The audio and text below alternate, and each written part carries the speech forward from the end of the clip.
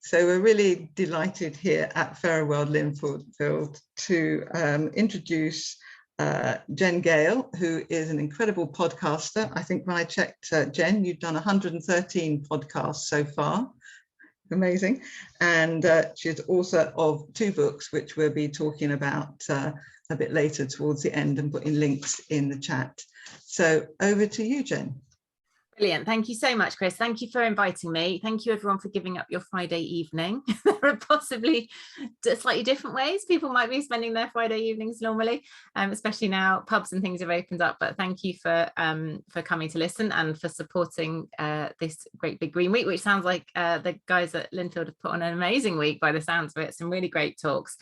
So I'm going to talk to you about well, it's called Sustainable-ish in 60 minutes. I will explain what sustainable-ish means. And obviously, you know, we're going to be together for, you know, just about an hour, just over an hour.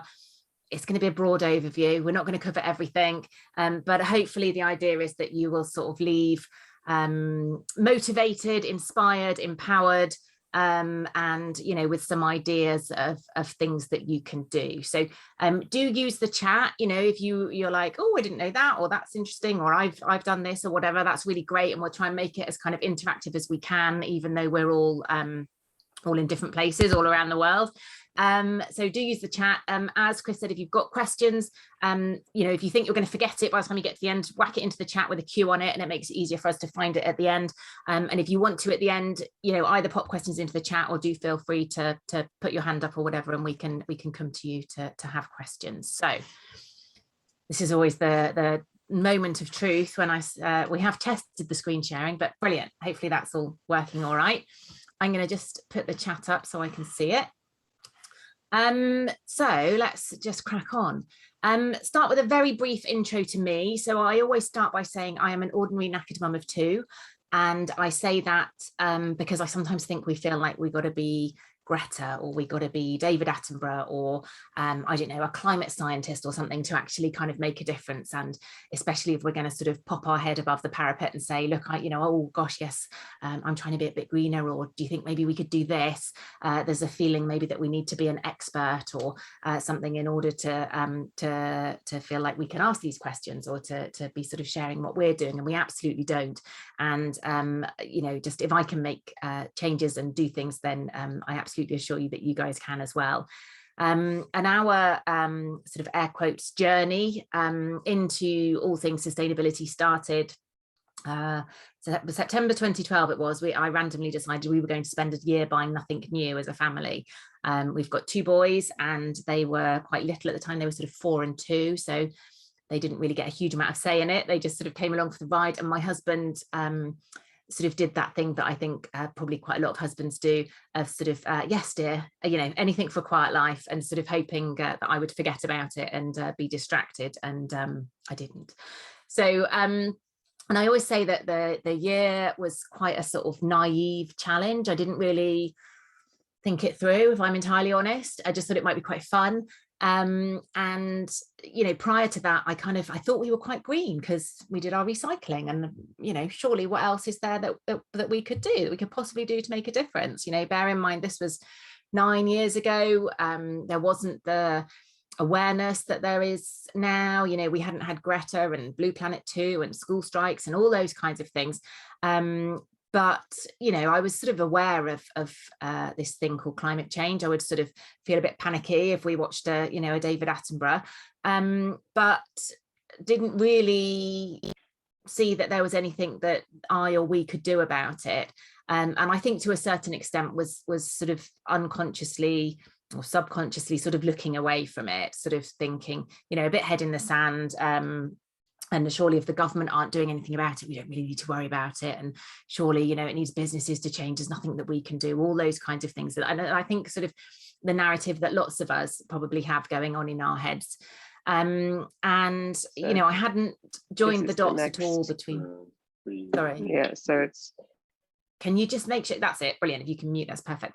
And I hadn't joined the dots between what we were buying and what we were throwing away, between what we were buying and the sort of impact that it might be having, and hadn't really thought about what we were buying other than where we might be able to get things cheapest, you know, or where something might be on sale. It hadn't occurred to me to think about who might have made something, or where it might have come from, or what we were going to do with it after we'd finished with it, all that kind of thing. And the year was a massive, you know, opened a massive can of worms. And I'm sure lots of you can relate to that, this idea that you sort of, yeah, I don't know, you peer behind the curtain, you start looking, and then you almost kind of wish you hadn't started looking, because you can't kind of unlearn all these things that you've then learned. And during that year there was, so we went September to September, because I was too impatient to wait until the January. And that in April 2013 was when the Rana Plaza factory collapse happened in Bangladesh, killing over 1,000 people. And that really sort of thrust fast fashion into the spotlight. And, you know, I think prior to starting the year, if you'd asked me where my clothes were made, I would have just said in a factory. And, you know, didn't sort of think, you know, I think we all sort of look and think, oh, it's probably wrong to get 2 t-shirts for £5, but must be okay because they're allowed to do it. And then this realization that it's not okay, and you know, they're sort of the prioritization, I guess, of profit all the time over people and planet. And you know, this idea, this realization that yes, our clothes are made in a factory, but they're made in these factories full of women, because 80% of garment workers are women, and you know, sewing the same seam on the same t-shirt over and over again for, you know, 16 hours a day for not even a living wage. And you know, it was kind of those kinds of realizations, and it left me with a very sort of personal sense of responsibility, with this realization that actually, yes, these decisions that I'm making every day that are really dull about what we're going to have for tea and what clothes to buy and what loo cleaner to buy and all these things, that, you know, they have an impact. And that actually, where I can, I you know, was left with this very strong feeling of responsibility to actually make better choices where I could. So we sort of I kept a blog during that year, blogged every day. And I look back in hindsight and wonder how I managed that. And that was actually the hardest thing. Other part, you know, the buying nothing new was relatively easy compared to that. And sort of discovered this online community, which has been great, because I think it's sometimes very difficult, can feel quite lonely when you're making these changes and starting to do things a little bit differently, especially if you haven't got friends or family around you who are sort of on the same page. And you know, that's why it's great you know, when there's organizations within villages and towns and things like that where people can physically get together. But it's also great to know that there's this amazing online community, and that you can connect with people in Canada or Uganda or wherever they are in the world and get lots of different perspectives on these things and feel like, you know, you're not the only one. So now in the sort of sustainable-ish community, there's over 60,000 people across, you know, spread across different platforms, and all around this idea of taking imperfect eco-action. Last year, I founded a membership called the Knackered Mums Eco Club, and that was really out of possibly a kind of mild frustration that I wasn't seeing a place sort of for me maybe in the eco space. I think there's lots of stereotypes, aren't there? And lovely Boris doesn't really help with that, does he, by sort of describing everybody as tree hugging, mung bean eating, bunny, whatever. But you know, I was sort of really aware that I was going into the playground and you know, chatting to friends and things, and that I had this sense that if I was brave enough to bounce up to them and say, "Are you a bit worried about the planet and the climate crisis?" they'd probably go, "Yeah," but maybe wouldn't join a green group or an eco group, because they kind of didn't feel like that was for them, or that was their space, or that they really knew what they were doing enough to join, and that kind of thing. So you just wanted to create a space where, you know, knackered mums and grandmas and step aunts, and we haven't got a knackered dad yet, but you know, everybody is welcome. But it's more the idea that you're sort of juggling all these balls and spinning all these plates, and but still wanting to sort of be able to do some things that make a difference. And then, as Chris mentioned, I've written 2 books, the Sustainable-ish Living Guide, which came out in January last year, and the Sustainable-ish Guide to Green Parenting, which came out in March of this year.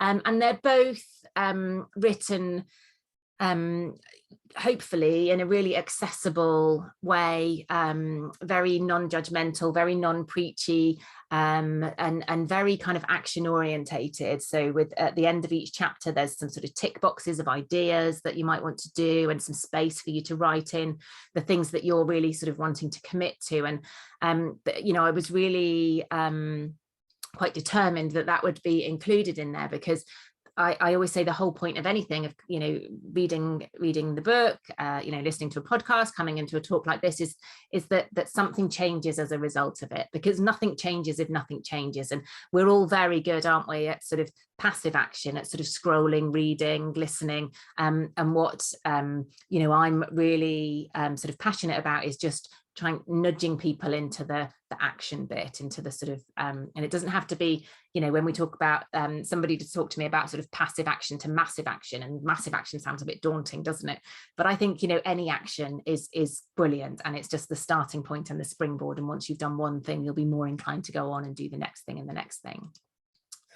So a really brief slide on the problem. I'm guessing that you guys have come and you've signed up for a great big Green Week talk, so we're probably all in the same boat. I'm probably preaching to the choir here, but I feel like it doesn't hurt to sort of reiterate some of this stuff, and I think possibly as a sort of movement, maybe we've shied away from sort of talking about some of the consequences that there might be in terms of the climate changing, because we don't want to sort of, not even scaremonger, is it? But we don't want to sort of overwhelm people and make them really anxious and scared and things like that. But actually, I think we are reaching a point where we do need to start spelling this out quite starkly to people. And the IPCC report that came out very recently, sort of didn't pull any punches and was really starting to, the science is absolutely unequivocal. So when we're talking about degrees of warming, and I think possibly this is another potential reason why maybe some of this doesn't sort of cut through with the sort of mainstream, because we're talking about a degree of warming, 1.5 degrees of warming, 3 degrees of warming, and that doesn't sound like a big deal, does it? It was a lovely day today, but I couldn't have told you whether it was 19 degrees or 20 degrees outside. I've got a cup of tea and I couldn't tell you if it was 90 or 91 degrees. And so it feels like a really inconsequential thing. And when we talk about warming as well, it feels like, awesome, we're just going to have nice warmer summers. And actually it's far more complex and far more nuanced than that. And the way that all the ecosystems work and are linked means that a degree of warming is actually, we're already starting to see the consequences of that. Just this summer we've had flash floods in London flooding the tube, and in New York flooding the metro, and we had those horrible floods in Germany, and and that's just the stuff that's been reported on more widely because it's affected the sort of Western developed world. We don't really hear much about the consequences and the flooding that's happening in the developing world, where they are already feeling quite extreme consequences. So all the science says that we need to limit warming to below 1.5 degrees, and that is entirely possible. But in the last but one IPCC report said, to do so would require unprecedented changes. And I remember reading that last year or the year before and thinking, gosh, that sounds quite daunting. I don't really know what that means. And I sort of went away and thought about it. And, unprecedented just means doing things we haven't done before. So I think we can all agree that in the last 18 months, we have absolutely nailed unprecedented. We can do unprecedented. We've proved that we can do this. And what is required is unprecedented changes from governments, from businesses, but also from us as individuals and as families and as households and as communities as well. And so that just means doing things we haven't done before. And yes, as human beings, we're not great at change, but actually, we can do it. And the sooner we start doing it, the less big those changes are going to have to be. So on our current trajectory, if nothing changes, we're going to absolutely smash through 1.5 degrees anywhere between 2030 and 2050. And we're going to be, a conservative estimates are saying we're going to be around 3 degrees by the end of this century. And when we talk about by the end of this century, it feels very far off, doesn't it? But, I don't like to think about this, but one of the things that helps to motivate me, I guess, is to think about, okay, how old are my kids going to be in 2030? How old are my kids going to be in 2050? My kids are currently 12 and 10. So, you know, they're going to be in their just, you know, late teens, early 20s, should be absolutely, you know, the world should be their oyster. Everything, every opportunity should be ahead of them. And potentially we're going to be turning around to them and going, sorry, guys, like, you know, we didn't do it. We didn't make it. We've reached all these tipping points. Sorry about that. You know, and just that kind of thing absolutely terrifies me. And that's, for me, that's a really big motivator to kind of keep going when it all just feels a bit much and a bit hard. So the current global commitments we've got aren't going to prevent temperature rise, aren't going to keep it below 2 degrees, let alone 1.5 degrees. And so, you know, there's this this idea, I guess, that the decisions that we're making today, both on a, you know, on the political stage, by businesses, but also these mundane decisions, these things we're doing every day, that they really are critical in ensuring a safe and sustainable world. And I know David Attenborough talks about that in some of his most recent documentaries. So we might now be feeling a bit like this, and that is absolutely not the intention of this talk. And I really hope that, you know, by the end, you're not feeling like this at all. But it, you know, it absolutely stands to reason that we've, as a society, as a humanity, have created this problem. So it really stands to reason that we can and will be the solution as well. And I absolutely, you know, this is one of my all-time favorite quotes by Jane Goodall, this idea that you can't get through a single day without having an impact on the world around you, and that what we do, what you do, what I do, what we do makes a difference, and we have to decide what kind of a difference we're going to make. And you know, using that as your kind of your North Star, your guiding principle. And again, it sounds a bit like, oh God, I can't, you know, sometimes I just need to get X, Y, or Z. And of course we do. So, you know, and I will talk a little bit more about the ish in a minute, but for me, it's about making better decisions more of the time, about, you know, nobody's expecting you to make the perfect decision every single time. 99.9% of the time, there isn't a perfect decision to make, and it's going to be different for everybody. But it's about, I think, making more thoughtful decisions a lot of the time. So just in case you're sort of wondering, or you're in any doubt actually as to the sort of, you know, whether you can make a difference, because I'm sure we've all felt like that. What's the point?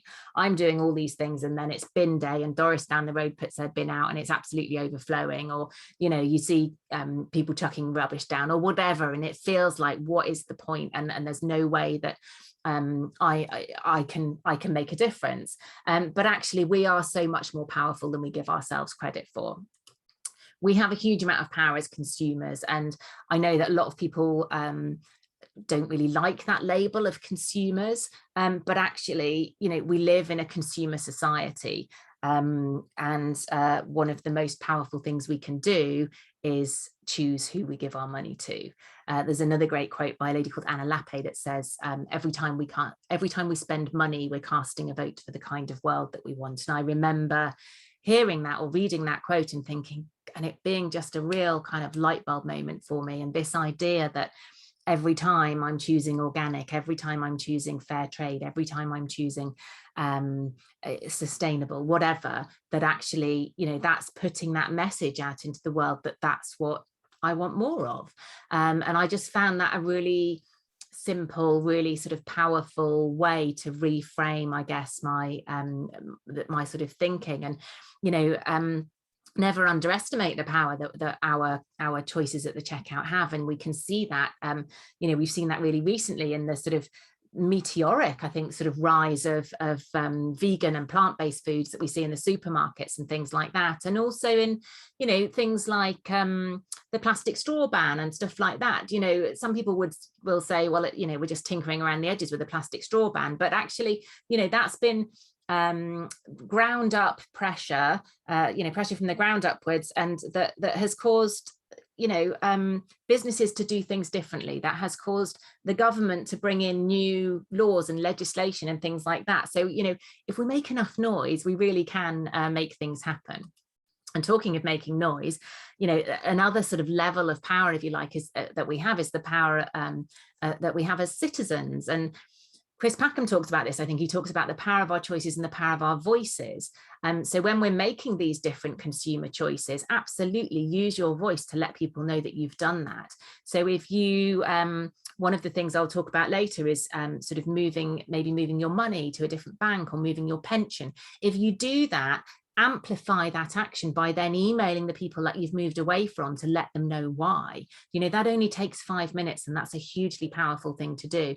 Then, talk to your friends, talk to your family, share on social media, let them know what you've done, make your voice heard, and make your citizen voice heard as well. So we all have elected representatives. It might feel like, depending on where you live and what sort of who your MP is, it might feel like it's a bit of a wasted vote sometimes, but actually, regardless of whether or not you voted for them, they are your elected representative. And, they are there to hear your views. They are there to represent your views in Parliament. So there was a study done in 2017, and they asked MPs why they weren't taking more action on the climate crisis. And the vast majority of them said it's because they weren't hearing from their constituents that it was an issue for them. Now, I'm sure that's probably changed because we've had climate strikes and Greta and XR and all those kinds of things. But actually, now we're I hesitate to say emerging from the pandemic, but all this noise, these words about building back better, building back greener, especially with COP26 coming up, things like that. We need to let our MPs, our governments know that we're watching them, and that this is what we want. This is something that we want. So it's really important, and we can also make our voices heard, at a parish council level, at a town council level. Lots of county councils, town councils have declared climate emergencies, in the last couple of years. That's amazing. Well done them. Let's see your climate action plan now. Let's see what is actually now going to happen, because it's all very well saying, okay, brilliant, we've declared a climate emergency and being applauded for that. Now we actually need, the hard part is now making some changes happen. Yes, I love that, Linda. Individually, we're snowflakes, together we are an avalanche, and the thing about, drops in an ocean, isn't it? That's all the drops that make up the ocean. We've also got a huge amount of power as influencers. And I touched on that a little minute ago, saying that when we've made a different choice, we can share that we've done that with our friends, with our family, on social media. And again, lots of people will think, oh God, I'm not an influencer. I'm not swanning around on Instagram and with lots of hashtags and things like that. But, undoubtedly how we behave, the things that we do, the conversations that we have influence the people around us, influence the people in our houses, that influence the people that we're working with, influence our friends. So, by being seen to be making these changes, we're kind of giving other people permission to do that as well. So, I talk about the coffee cups. If you think back 3-5 years ago, felt really uncomfortable taking a reusable coffee cup into a coffee shop, didn't it? It felt really like, oh God, the barista's going to look at me really weirdly, and I'm going to cause a big queue because they're not going to know if they're allowed to take them and what they do with them, and everyone's going to hate me. But actually, it's very quickly became very normal. And obviously, like we've taken a few steps backwards because of the pandemic, but now, again, we can be the ones sort of rocking up with our reusable coffee cups, asking the questions. And if, as I say, social media is brilliant for having, for being able to share stuff in a very, it can be quite a gentle way. So literally, if you move energy supplier, I know it's a bit of a dodgy topic this week, but if you move energy supplier and you're like, oh my God, I didn't realize that this was such an impactful thing to do. I thought it was going to be really hard. Actually, it was really easy. And I've got a discount code. Do you guys want it? That's a really lovely, gentle, non-judgmental way to sort of start some conversations going and things like that. If you go and visit, if you guys have got a local refill shop, if you go and visit it and you say, oh, it was really exciting and I was really scared about going, because it is quite nerve-wracking, I think, going for the first time to a zero waste shop, and I didn't have the right jars, but they were really nice and they helped me. You're sort of making it much easier for other people to do that as well. And I think the more that we see people like us, whoever we might be, knackered mums, grandmas, people from all kinds of different backgrounds and ethnicities and things like that, the more we can see people who we relate to making these changes, the more we can think, oh, maybe that is for me, rather than, you know, it's for those people over there. They're the kind of greenies, they're the ones that are doing it. And then the last, and I'm sure it's not the last, I'm sure there are lots of other sort of levels of power and influence that we have, but the last one I'm going to talk about today is this idea that that we can be change agents. And I feel a little bit there like, you know, I'm asking you to sort of adopt a 007 or, you know, get a special pair of glasses or something. But the idea that we have the capacity to affect change in the organizations that we're a part of. So that might be your workplace, that might be your kids' school, that might be, you know, an organization that you're involved in for a hobby or something like that. So you can be the one who is asking the questions, who is saying, oh, like, why, you know, why aren't we doing this? Or why are we doing this? Or where is our pension? You know, those kinds of things. I did a series of podcasts for an organization called Good With Money, all about ethical investment and things like that. And each episode was interviewing, I can't remember what they call them, asset managers or something like that.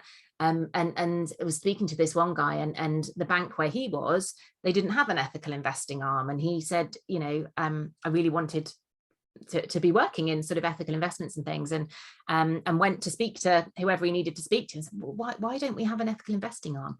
Yeah, oh, great idea. Yeah, let's have an ethical, you know. And now, because of that one person standing up and doing that, they've now got millions of pounds of their clients' money invested in kind of ethical investing and stuff like that. And but it doesn't even need to be that you know, big scale. I remember when I used to be a vet, and when I worked in practice, there wasn't any recycling in the practice I worked at, and it would, you know, it really kind of bugged me. But I didn't feel like I had any agency. I didn't feel like it was down to me to, or that, you know, I could go and ask. And eventually, after a while, I did. I went and asked the practice manager, and inevitably, yeah, I got there. Yeah, brilliant, great question. Go and do the research and find out who we can get to do our recycling and how much it will cost and all those kinds of things. But you know, and again, it can be done in a very gentle way. You know, oh, just curious. Do you think there's a way that, you know, next time we have an event, we can ask everyone to bring a reusable coffee cup, or, do you know, those kinds of things, so that you're just gently agitating, I like to think, and that can be a hugely powerful thing to do. So remember all the time that might, I'm aware that might sound quite daunting. You're thinking, oh my God, I've got to be an influencer, and I've got to be a change agent, and I've got to be doing this, and I got you know, all the time, whilst trying to kind of just get through daily life. So actually this idea of sustainable-ish, you know, it's just a word I've made up, but sustainability, let's be honest, can sound quite dull some of the time, can't it? Very dull, very wordy, very earnest.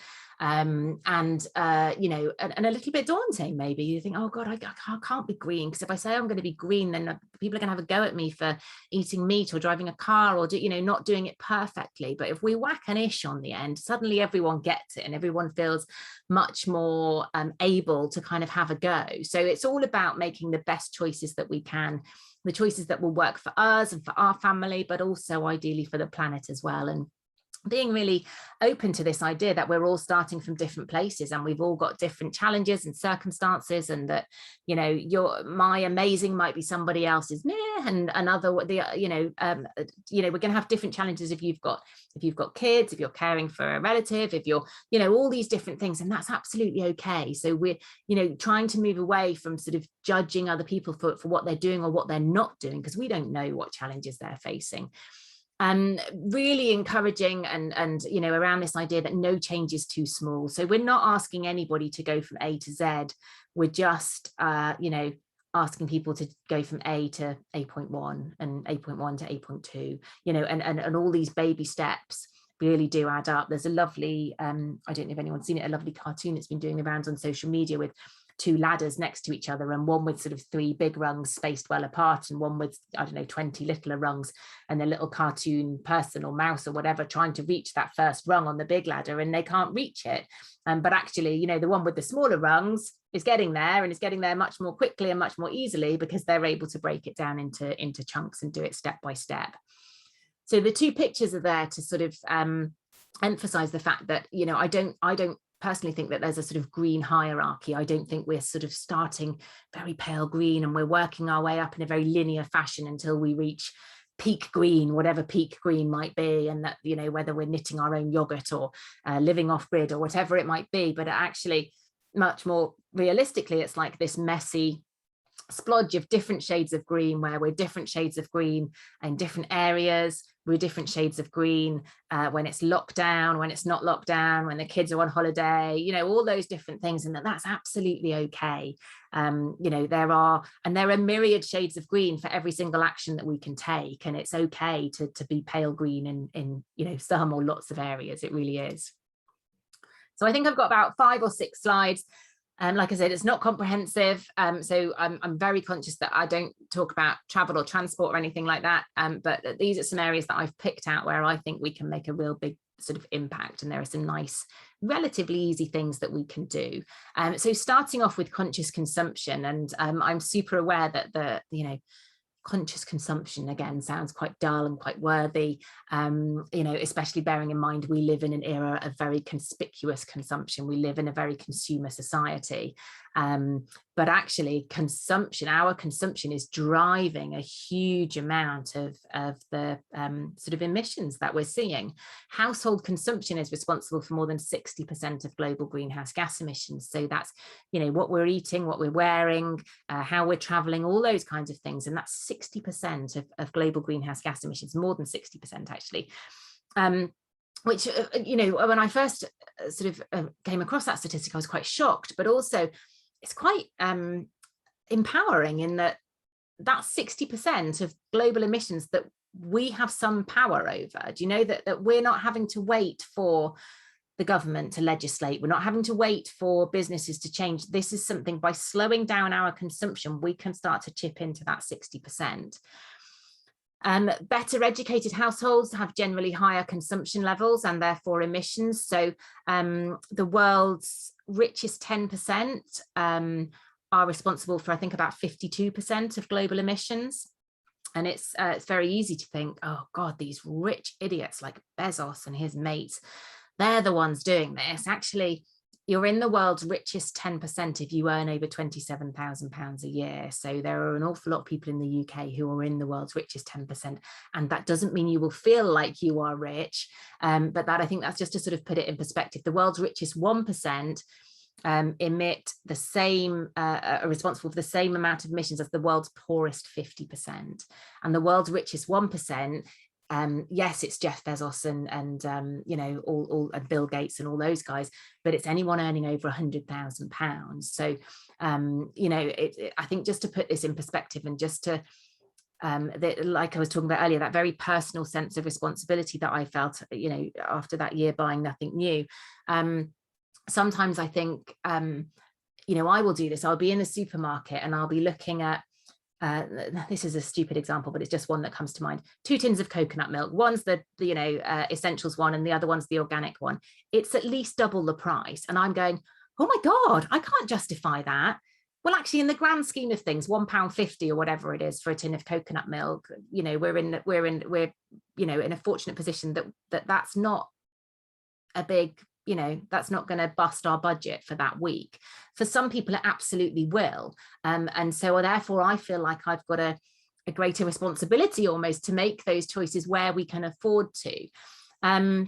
But always remember that, you know, the most sustainable version of anything is the one that we already own, which is really dull, really countercultural, you know, really unaspirational. It's very easy to kind of think, oh God, I'm going to be green. I want to be greener. What do I need to buy? Because this is what we do in our society. We start a new job, we buy a new outfit. We start a new hobby, we buy all the new kit for it. I want to be green. Okay, so I need a coffee cup and a water bottle and a tote bag and a Kilner jar or a mason jar or whatever they're called. You know, I need all these things when I look on social media. And actually, we've probably already got, you know, the vast majority of the things that we need.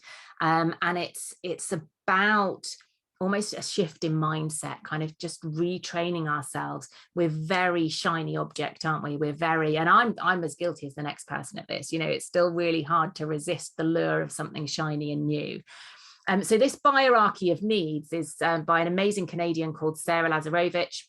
And she's based it on Maslow's hierarchy of needs, obviously very loosely, with the idea that we start at the bottom and we work our way up. So when we think, oh, I need that, okay, have I already got something that could be used for that? And I interviewed her for the podcast, and she talks about, you know, this bottom layer being repair, being upcycling, being rummaging around in the drawer of doom in the kitchen, where there's probably a packet of batteries, but you kind of don't really want to face the kitchen drawer of doom, so it's easier just to order a packet from Amazon to arrive the next day or whatever. It's, you know, it's dull, but it's probably one of the most impactful things that we can do. If we move up a level and we look at borrowing, then sorry, there's a shout behind me and I'm not sure what it was. If we look at borrowing, there's obviously, we can borrow things informally from friends and family, but actually there's this real sort of borrowing or sharing economy that's rising. And so things like in Edinburgh, there's a tool library, Edinburgh Tool Library, where you can go and borrow the tools that you need. In London, there's the Library of Things. Just up the road from me in Frome, there's the UK's first share shop. So you can go and you can borrow the stuff, the things that you need, in the same way that you would borrow things from a library, usually just for a small fee. And you know, it's this idea that we don't all need to own one of everything, we just need access to it. I think there's a stat that says the average drill is only used for 13 minutes in its lifetime. So, you know, we don't all need to own one, we just need to have it for those 13 minutes or whatever it might be. So it might be, I don't know if you guys have, you know, that some transition towns are starting up these kind of share sheds and share shops and things. I know there's one in Bath, in Salisbury and Bristol. So around me, I'm in Southwest, but it might be that you have something sort of similar nearby to you guys that you can look at, or maybe it's a project that, you know, somebody wants to get their teeth into. Yes, Linda, I will come to that question. The swapping, again, it's, you know, you could do that really informally, but also swapping can be done. You know, I ran, that sounds very grand. When my kids were at toddler group, we had a toy swap. So, you know, just everybody does a bit of a sweep of the house, affects out the toys that the kids aren't using anymore. And, you know, we all just had them on a table to come and take what we wanted. We did a similar thing after school as well with, you know, and the kids could just come in and take what they wanted. They were completely mind blown. You can run swishes and clothes swaps. They're really great. You can do them in the office, or, you know, they're really great social events. And the great thing about events like that is that people will come to them who probably might not have come to a great big green week talk, but will come to a swish, a clothes swap, because it's a nice social event. You know, we did them on a Friday night. Pub said we could use the Skittle Alley. You know, it was a really lovely social event, and you got, you know, £5 to get in, and then you got as many clothes as you could fit or you liked or whatever. It's a really nice and a gentle way to start these conversations about fast fashion and consumption and all those kinds of things.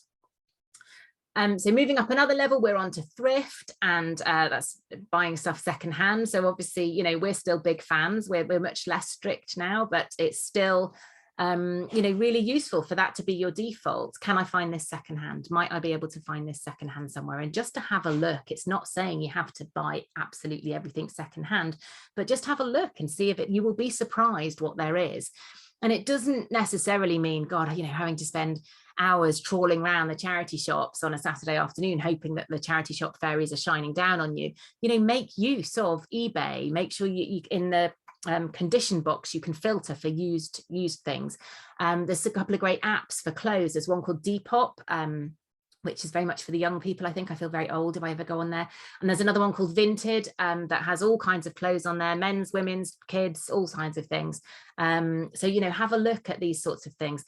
You know, go to car boots, go to vintage fairs, go to, you know, and just, you will, you know, I was totally blown away by the amount of stuff that already exists. And God, you can save a huge amount of money doing that as well. Making, you know, I'm always like, oh God, I feel a bit awkward saying making because we're all so busy and no one's got any time, but making is such a powerful thing to do. It is such, you know, there is no better way to slow down your consumption than having to make something. And if you've made something, you really connect with the resources, the time, the energy that goes into making something. I think you're much more forgiving of the imperfections in things as well. It's a bit like growing your own. You suddenly realize quite how difficult it is to do these things. But it doesn't have to be, you know, crazy mad sewing skills or woodwork or whatever. You know, I really like baking, so I will often, you know, with Christmas coming up, batch bake, I don't know, a load of biscuits to give for like teachers' gifts or things like that, or you know, for kids' parties, we've got a set of number cutters, and I'll make shortbread and then cut it into like 6s or 8s or whatever, and put them in a jam jar and give them, and everyone loves them. Well, no one's told me they don't yet, so I haven't been brave enough to ask, so I'm assuming that they do. And at the very top, we've got buy. So, you know, this isn't saying never buy anything new again. It's saying, you know, let's try and make it a very much more slower, considered decision. And yes, of course, there's going to be times where we run out of time, or we've forgotten something and we just need to get something tomorrow and we need to get it for a budget and all those kinds of things. But on the times where we're not under sort of time or budget constraints, can we support a local independent shop? Can we buy an organic version? You know, all those kinds of things. And I think, you know, in Knackered Mums Eco Club, you know, people are already asking about Christmas and things like that. And some people have said, well, I'm going to try and have an Amazon free Christmas, or I'm going to try and have a, you know, cut my Amazon spending by half, or whatever it might be, so that we're just choosing who we give our money to. You know, if you want to support Jeff rocketing off into space, that's great. No one's going to come and have a go at you, but there probably are fairer, kinder businesses maybe that we can support. So zero waste. Zero waste is quite an intimidating term. I think we've just had Zero Waste Week, an annual event that happens beginning of every September. And, you know, the idea of zero waste is very daunting, isn't it? I remember when I first found out about Zero Waste Week, I'm like, yeah, I'm going to do Zero Waste Week and I'm going to be zero waste for a week. And within about 5 minutes, I was like, not a chance. We're very lucky here in the UK that as much as we like to whinge about our bin collections and our recycling, we've got a great infrastructure for collecting our waste. So we don't have to think about it. We put it in the bin and it goes away. And then actually this sort of, you know, this realization that there is no away, it all has to go somewhere, and that pretty much everything we're buying ends up being thrown away at some point. So, you know, we've got another hierarchy here, and I never thought I would be a hierarchy geek, but apparently I am, because this is the second one in 2 slides. So we're looking, you know, again, we're thinking about starting at the bottom. So we've got refuse, we've got reduce, and that's where, you know, these 2 hierarchies kind of overlap. So thinking about some of those things on the hierarchy that can mean that we're slowing down the stuff literally that we're bringing into our house. You know, can we refuse I don't know, balloons? Balloon arches are all the craze at the moment, aren't they? Can we refuse balloons? Can we refuse the goodie bag if we go to an event? Can we, you know, there are lots of things that we just could plain say no to. Can we reduce? So especially when it comes to something like fashion, you know, can we reduce the amount of clothes that we're buying? Fashion accounts for about 10% of global emissions. And when we compare that to aviation, which is the kind of poster boy for bad things, isn't it? That's 2 to 4%. So it shows you that, you know, fashion is really, really impactful, and we all have to wear clothes. So again, it's something we can all do something about. So could you say, actually, I'm not going to buy any new clothes for the next month, or for the next 3 months, I'm going to try and buy 50% of my clothes secondhand, or however, you know, so that we're just, again, making more thoughtful decisions and trying to slow down this process a little bit. Then we move on up to reuse. And I will talk a little bit about reuse when it comes to plastic specifically in the next slide. But, you know, 9 times out of 10, probably the reusable version of something is going to be better than a single-use one, with the huge caveat that we remember to reuse it, because, you know, we've all seen that statistic, and you know, that a cotton tote bag has depends where you get your figure from, you know, anything from 20 to 200 to 1,000 times more emissions than a plastic bag. So it's really important that when we have these reusable things, that we remember to reuse them. But also, you know, thinking about things like nappies or wipes if you've got young children, you know, reusable packaging for food is always going to be better than recyclable versions, things like that. And always remembering that these things don't have to be all or nothing, especially when we're thinking about things like nappies and stuff like that, because it's quite daunting if you've got young children thinking about that. So maybe, you know, you just do it at home to start with, or, you know, you just do it during the day, or not when they're at nursery, and all those kinds of things. And it's just being a case of being really kind to ourselves, but allowing ourselves to do it and to do it imperfectly. We move on up to the next one. We're looking at rehome. So I know lots of people, I think probably Joe, definitely during that first lockdown, had a bit of a clear out, and it's very easy to have a clear out, to have a declutter, and to just go and dump all our stuff on the charity shop, outside the charity shop, and to feel like job done. We've done a good thing. The charity shop can make some money. We've saved it from landfill. Well done us. Just remember, you know, I'm not by any stretch saying don't donate to charity shops, please do, but everything that you donate needs to be in really good condition. It needs to be clean, it needs to be complete, you know, needs to not need mending. Even if it's missing a button, they just don't have the time and resources to put put these things right. Certainly when it comes to clothes, only about 10 to 30% of the clothes that we donate to charity shops here in the UK are sold on within UK charity shops, and the rest is shipped abroad on this sort of $billion textile trade. And in the same way that you'll probably all remember the pictures we were seeing of sort of our plastic rubbish mounding up in countries where it was allegedly being sent for recycling, these we're now seeing mountains of clothes. ITV did a report on this and showed just these mountains of rotting clothes, where they are just completely overwhelmed by the volume of clothes and the very poor quality of a lot of these clothes, because a lot of it is this really cheap fast fashion. So, you know, if you are looking to rehome stuff, absolutely, you know, make sure it's in really good nick and it's something that you would buy and donate it to the charity shop. But also remember things like Free Cycle, like Freegal. I don't know how active the Olio app is around you guys, but that's an app that started for food waste, but now, you know, allows you to use to list all kinds of things on there. You know, put a box at the end of your drive, you know, free to a good home, help yourself, because if we can pass things on directly into the hands of people who are going to use them, they're much more likely to stay in use. So moving up another level, we're on repair.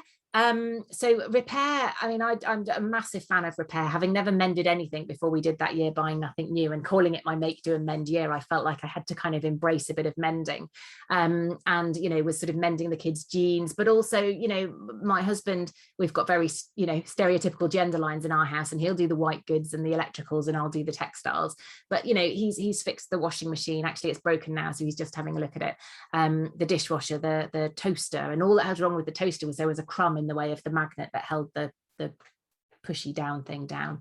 The microwave, I mean, that one really scared both of us, I think. But, you know, have a look on YouTube. We've sort of bought into this message of planned obsolescence and this idea that things aren't made to be fixed anymore. But a lot of things, you know, sometimes they can be fixed with just a little bit of YouTubing. But if you're really not confident or you don't have the stuff, have a look and see if you have a repair cafe near you. Chris, I don't know if there's a repair cafe sort of near you guys in Linfield, but these are sort of volunteer run pop-up events where there's a team of volunteer fixers on hand, and, you know, anything that you can carry there's usually somebody there who can either show you how to fix it or fix it for you. So they're really great. And obviously, you know, repairing, it's just, again, it's just about keeping stuff in use for longer, really treasuring these resources that we've got. I think the interesting thing about recycling is that it's at the, you know, I said to you right at the very beginning, we were doing our recycling. I didn't know what else we could do. You know, this is almost the last resort. It's the penultimate thing in this hierarchy. So again, not saying don't do your recycling. Absolutely check what you can, you know, double check and keep checking back in what you can take, what your local authority will take, both curbside and at the recycling centres. But remember that there's all these other things that you can do before you're looking at recycling as well. And then at the very top, we've got rot. And so we're looking, you know, at landfill as a last resort, but also, you know, don't forget composting, don't forget wormeries, those kinds of things for your food waste. So Linfield is starting a repair cafe in November. That's really exciting. And Burgess Hill has one on Saturdays, once a month, I think Katie said, one Saturday a month. Brilliant. So there's a repair cafe website. I think it's repaircafe.org, and you can go on there and you can find where all the local ones are. So moving on to plastic, with a quick swig of tea. Again, plastic free sounds really daunting, so we're whack-a-ish on the end and it sounds a bit more doable. Plastic, you know, it's very easy. It feels like it really caught everyone's imagination when we had Blue Planet 2 and things like that. And I think that's because plastic's so visible, it's very tangible. We can see a cause and effect, can't we? And it's very easy to join the dots between plastic use and plastic pollution. Whereas I think, you know, one of the issues with climate action is that it's very difficult to see a result. It's very difficult to feel like you're making a difference, because you don't turn your light off and then get a WhatsApp with a selfie from a polar bear giving you a big thumbs up. It's very difficult to see that you're making a difference, whereas plastic, we can really see that, can't we? And when we're talking about, you know, this concept of plastic free, we're talking about single-use plastic essentially. And so when we start to look at plastic and to think about plastic again, it gets very daunting very quickly, because we realize how ubiquitous it is. So if you are looking for a place to start, or you sort of, you know, you started doing quite well and you slip back again or whatever, always come back to the big four. So these are the most commonly used single-use plastics. So we're talking, you know, shopping bags, coffee cups, water bottles, straws. You know, we've had the ban on plastic straws here in the UK, but, you know, that just means that a lot of pubs have replaced them with either air quotes compostable ones, which probably just act in the same way as plastic ones in landfill, or they've gone with paper ones, which, although a little bit better, they're still a single-use product. So, you know, again, that's the kind of getting into that habit of no straw, please, when you order your drink, if you do go out for a meal. And we go out so rarely, I always completely forget. I said coffee cups has become a bit more difficult again now, hasn't it? As things are opening up after lockdowns and things.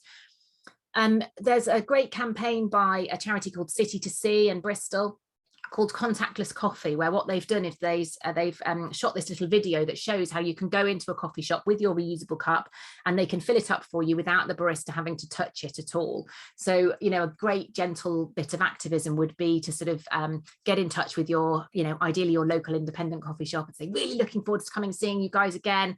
Can I just check if it's okay to bring my reusable cup? And if they say no, say, you know, would you mind if I just having a little look at this video, because, you know, hopefully it will help you and your staff to feel a bit more comfortable about taking reusable cups. And I know you were doing really well beforehand, and that kind of thing. So that's a nice sort of gentle bit of activism. With all of these things, it's about, you know, creating new habits and new normals. So, you know, I would be really bad at forgetting a water bottle whenever we went out, but, you know, then having had a massive stand-up row with my 8-year-old, as he was at the time, I think, in town, where we'd only popped in for 10 minutes and he was adamant he was going to die of thirst unless I bought him a bottle of water. You know, now I blooming well remember to take our bottle of water with us everywhere we go. And, you know, shopping bags, can you do something like, so I was quite good at remembering them for the big super weekly shop, but would be that irritating person at the checkout when I'd just popped in for the pint of milk that always turns into the £10 pint of milk, doesn't it? And juggling all the things at the checkout, and no, I don't need a bag. So now I have a little fold up reusable bag in my handbag, in my backpack, in the car. So I'm giving myself as little sort of opportunity as possible to be without one. So yeah, that's a, you know, really good place to start. And I'm seeing that there's some great refill shops and plastic free shops going into the chat there. So, you know, do use them. And a lot of these shops absolutely depend on, you know, they don't have the same buying power and things like that the supermarkets do. So the more that we can support them, the better. So moving on to food, and the narrative we hear a lot around food and sustainability is around reducing meat and reducing dairy. And, you know, absolutely, that's something that we all need to be looking at from a, you know, both from a health perspective and an environmental perspective, but it's a very emotive argument, isn't it? It's very, very quickly people become very defensive and sort of adversarial about it. And you know, food's a big part of our individual carbon footprints and our sort of global carbon footprints. So for both global emissions and our individual footprints, it's about a quarter. So one of the things that I think we don't talk about enough is food waste. Because if food waste were a country, it would be the third largest emitter of greenhouse gases after the USA and China. And this is one other boggling one, half of all food waste occurs in the home. So again, this is something we can do something about really quite easily without waiting for supermarkets to change, for restaurants to change, for governments to bring in new policies. We can absolutely tackle this one and have a big impact just in our homes. So the two tips I usually sort of encourage are to do a meal plan, which I'm super aware is, again, another really dull, really boring, really grown-up thing to do. But, you know, so before you go shopping, have a little look and just check what needs eating up, what's about to go out of date. Think about how you can incorporate that into meals. You know, think about who's going to be in and out during the week, what days you need quick meals, all those kinds of things. You know, and doing that will save you money as well. The average family in the UK apparently wastes around £700 on food that just isn't eaten. So, you know, this is a sort of win-win scenario. And the other tip would be to have an Eat Me First box or shelf in the fridge, so that everybody in the house knows that that's the stuff that's going out of date, that's the stuff that's already been opened. You know, please can you use this before you go and start? And it means that stuff isn't getting shoved to the back of the fridge and forgotten about. So the last one, I think we're doing all right for time. I'm just going to have another little swig of tea. Some changes that we can make in our homes. So whenever I'm asked for a top tip, I usually say this one: switch to a renewable energy tariff. Now, I've been super aware this week that that's probably not, you know, that we've all become a bit more wary probably of sort of switching energy tariffs. And unfortunately, a lot of the companies that have either gone bust or are at risk of going bust have been a lot of the smaller, sort of less established, almost startups. Then a lot of them have had, you know, been really focusing on renewable tariffs and things like that. Now, this doesn't mean that you can't switch to a renewable tariff.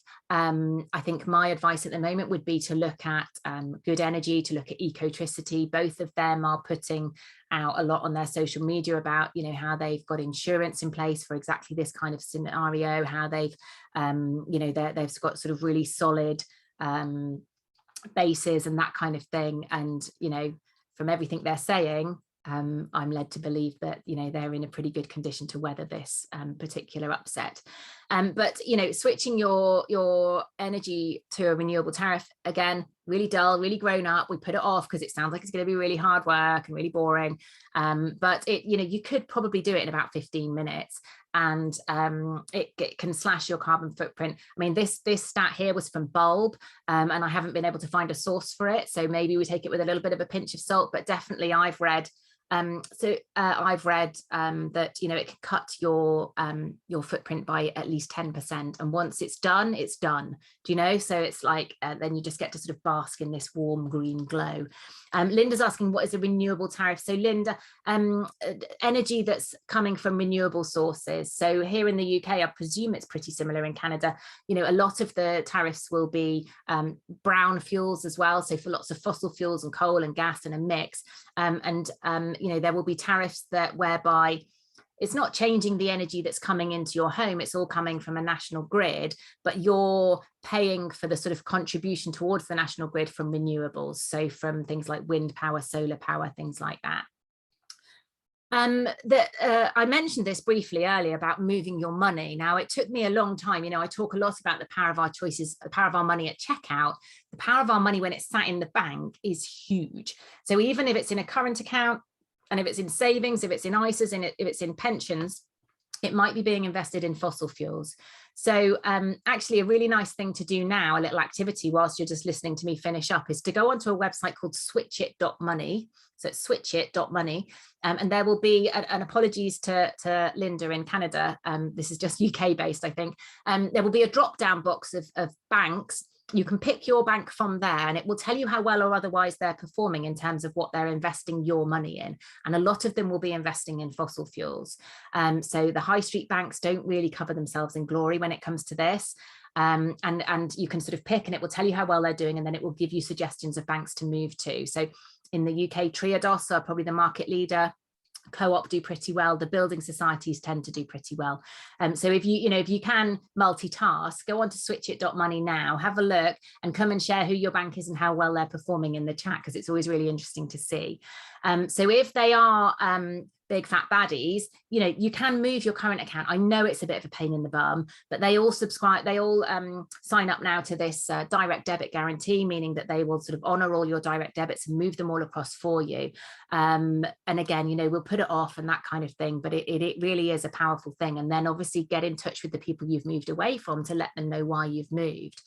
And then when it comes to pensions, there's a £3 trillion, I think, pension pot here in the UK. Much of that is being invested in fossil fuels. So there's a great campaign at the moment called Make My Money Matter. You can go to the Make My Money Matter website. I think it's makemymoneymatter.co.uk. And again, there'll be a list of pension companies, and you can see who has already committed to, I think it's something like net zero investments by 2030. So moving pensions is undeniably a pain in the bum. And I interviewed the guys at Make My Money Matter for the podcast, and they said they reckon only about 7% of people will actually move their pension. But actually an easier thing to do, and this is what my husband did, was to find out who his pension was with and then get in touch with them to see if there was a sustainable pot within that pensions company that he could move his money to, and he was able to do that really, really easily. So that might be, because a lot of these pension funds will have a sustainable pot, it's not the default. So that can be a really nice, easy thing to do. But there's petitions and all kinds of things to sign on there, and template letters to send off to your pension provider, because if we can divest that money and invest it in good stuff, that's when £3 trillion, we can do an awful lot of good with that. Nationwide, yes, Nationwide do very, very well. I think Peter said Barclays. Yeah, Barclays don't do really very well. A couple of little things you can do online. So switch your browser, your search engine, to Ecosia, which is a search engine that plants trees with its ad revenue. And then deleting, stored emails. I think this is something, I think we think the internet, and certainly I do because I don't really understand it, is this sort of innocuous cloud. But it uses a huge amount of energy and electricity, sort of storing all our data and keeping it cool. So actually all those thousands of emails that we might have, I had emails sat there from university, that we're never going to look at again. Well, let's just go through and delete them. You can do it sat in front of the telly. It is, you can bulk delete quite a lot of the time. I did a challenge earlier on this year with my audience, and in total in 5 days, they deleted 250,000 emails between them. So that's huge, and that works out about 2.5 tons of carbon, which is about a quarter of the average person's annual carbon footprint. So really, it is a useful thing to do. So I will, this is the last slide, and this I did pre-warn you, your invitation now to do one thing. I don't care how small it is, I don't care how imperfect it is, but I would love it if you could be brave and just pop in the chat maybe one little thing that you're going to do as a result of this, because I think I said it earlier, nothing changes if nothing changes. And just imagine if every single one of us believed that what we did make a difference. So do pop that into the chat, anything that you're going to do now as a result of this. I don't know how many people we've got, like 30 people on there. If we could get 20 actions, that would be absolutely amazing. So stop share, and Anne's going to delete her emails. Brilliant. Donna's going to do more clothes swapping.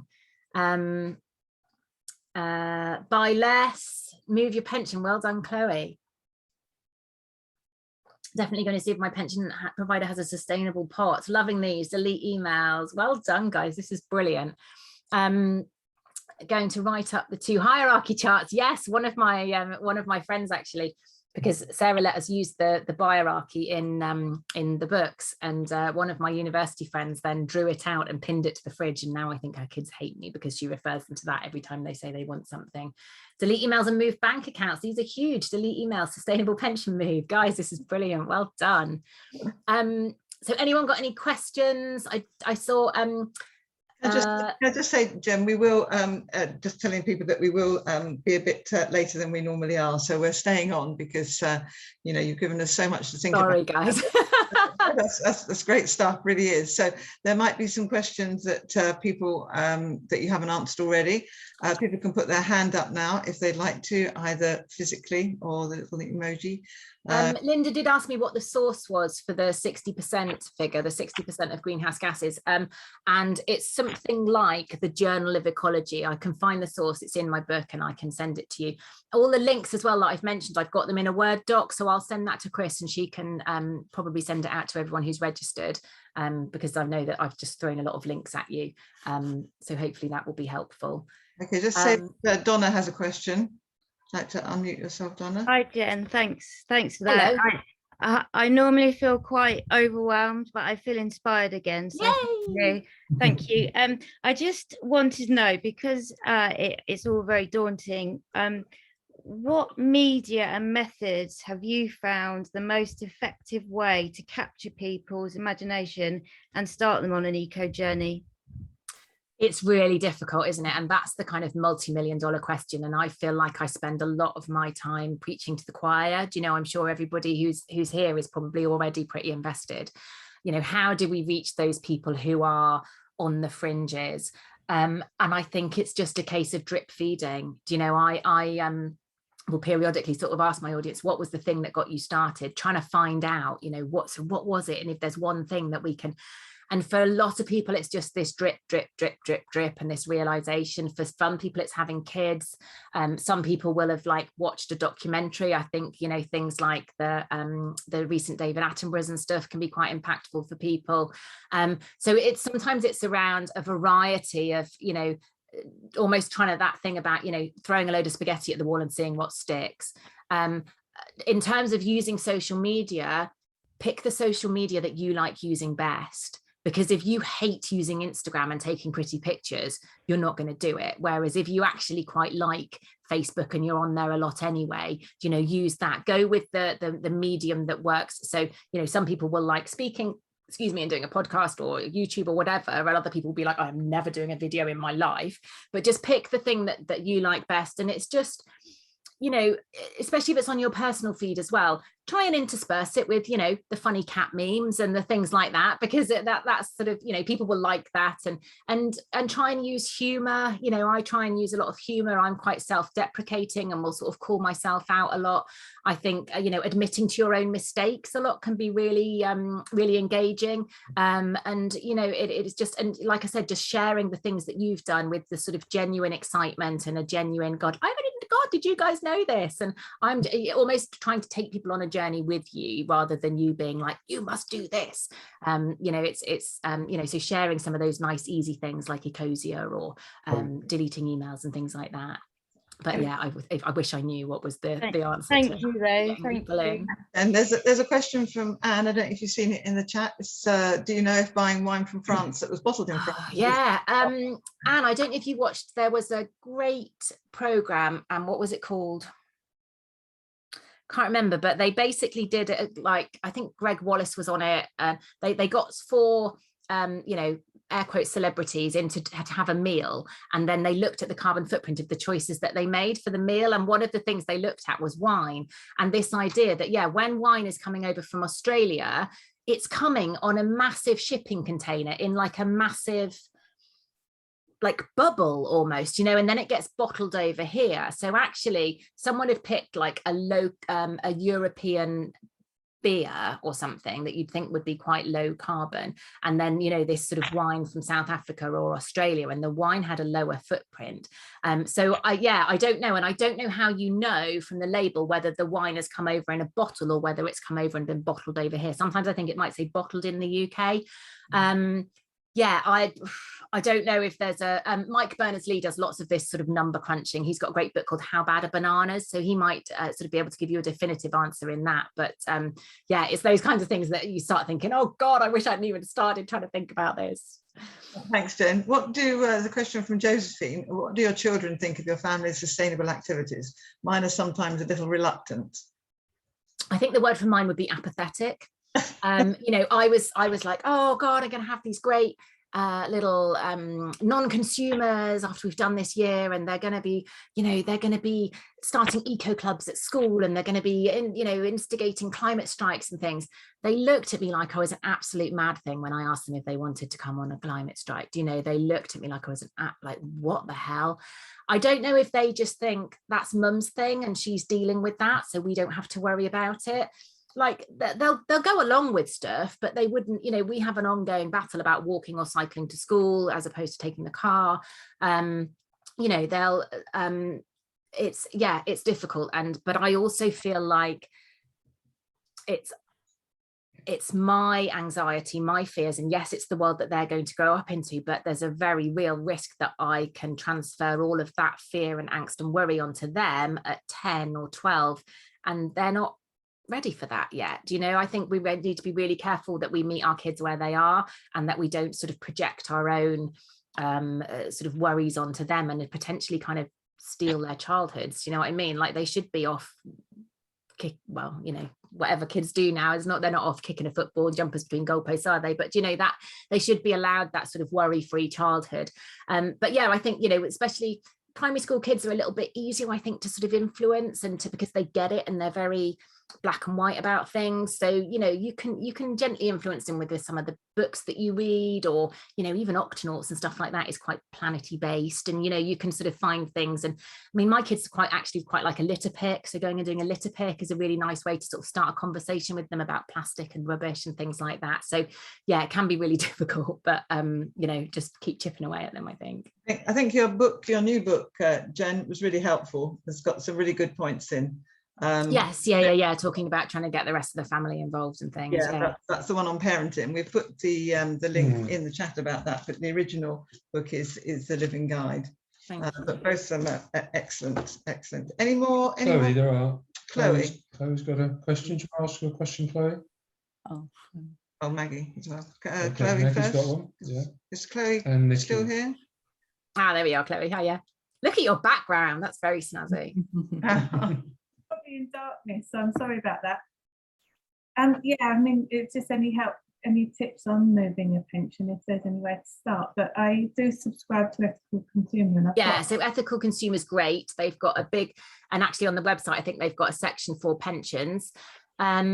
Obviously, like somebody had a massive go at me when I was doing, a challenge with my audience and telling people to move their pensions. And you can't tell people that, you're not an independent financial advisor. You know, make sure you take advice. Your money is at risk, all those kinds of things. So Ethical Consumer is great. The other website that I mentioned, Good with Money, I think they're good_ or good-with-money or good _. They've got a sort of a good egg award that they give to people, and they've got an awful lot of stuff on pensions and things as well there, so they're definitely worth looking at. And do have a look at that Good with Make My Money Matter website, because there's lots of information on there about the ones that are already doing good stuff and you don't need to worry about moving, and the ones that maybe need a bit of encouragement. Can I just say that we have been through a process of about probably a couple of years to move our pensions, and we've moved to a new independent financial advisor who was mentioned in Ethical Consumer. And it is a painful but rewarding process, because we're going to be able to have much more influence on where our money goes, not just excluding tobacco companies, but being far more positive in what we get involved with. So it's possible. Certainly Make My Money Matter is a very good initiative, and there are definitely options there, but it is hard work. Yeah, and I think there are and this old idea that green funds wouldn't perform as well is now being completely switched on its head, and I think a lot of the green funds are outperforming the traditional ones as well. So yeah, definitely. Maggie, you have a question? Yeah, it was just a sort of general one, Jen. Thank you very much for those tips. But about your shopping generally, how and sort of where do you shop? Do you shop in a supermarket? How do you avoid the plastic kind of side of things, or you get an organic box? Or so we get, I mean, like I said, we're quite fortunate that we can make a lot of these choices. So we get an organic fruit and veg box from Riverford. And I mean, that the weeks that I forget to do that or something, it's so noticeable, the difference in plastic, in that, then I have to go and sort of get it from the supermarket. It's really noticeable, the difference in plastic that we have to get rid of. So I really like Riverford. I think they're a brilliant company. Their ethics and their values are really good. So we do that for our fruit and veg. We do go to the supermarket. The other thing that we do is because we've got a zero waste shop in the next town to us, but it's not always that convenient to kind of go there. So if we're going there for something else, I'll take all my pots and fill up. But I use the other thing, I use an organisation called Good Club.